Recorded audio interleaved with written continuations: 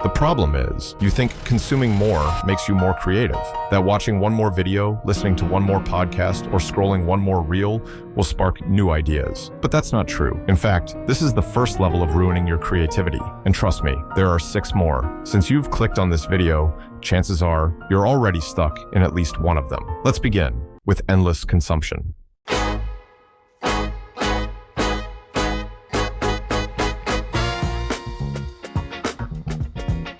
It starts innocently enough. You call it research. One more scroll, one more video, one more podcast. Each click feels productive, like you're stocking your shelves with inspiration. But here's the problem. The more you train your brain to absorb, the less it remembers how to output. Slowly, the balance tips. You feel full of ideas, yet nothing leaves your head. And inspiration without execution, that's not fuel. It's just shit. It clogs you. It convinces you that you're moving forward while you're quietly standing still. Maybe you manage to escape the scroll and pick up a pen, a brush, or a camera. You actually start.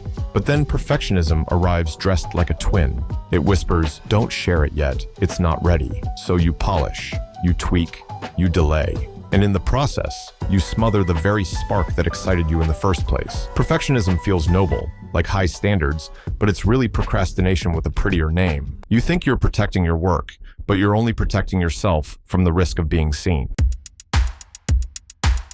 This one hides in plain sight. You admire someone's work, so you start echoing them, their rhythm, their tone, their style. At first, it feels like learning, like standing on the shoulders of giants. But stay too long in this stage and it becomes a cage. You're not building your voice, you're mimicking someone else's. And here's the danger. Imitation without evolution kills originality before it even has a chance to breathe. If copycatting is about who you imitate, comparison is about who you measure against. You glance sideways. Someone younger is ahead. Someone smarter has already done it better. At first, it motivates you, but soon, it shrinks you. Comparison stops being fuel and becomes poison. Your own voice gets quieter. Your own work feels smaller. Until one day, you don't create to express. You create to compete, and that's when the joy leaks out of it entirely. Now, even if you protect your voice, your time starts to fracture. You say yes to every request, every distraction, every shiny opportunity. You want to please, to help, to stay busy. But the truth is, bitch, creativity needs oxygen. It needs silence, solitude, empty spaces where ideas can breathe. And when you fill every crack of your life with noise, there's no room left. The habit here is people-pleasing, and the price is steep. You trade your genius for approval.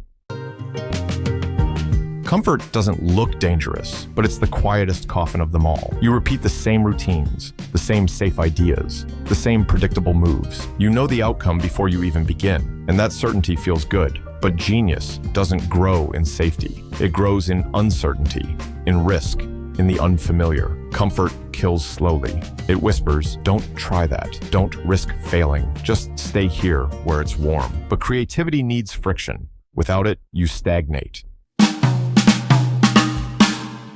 This is the final level.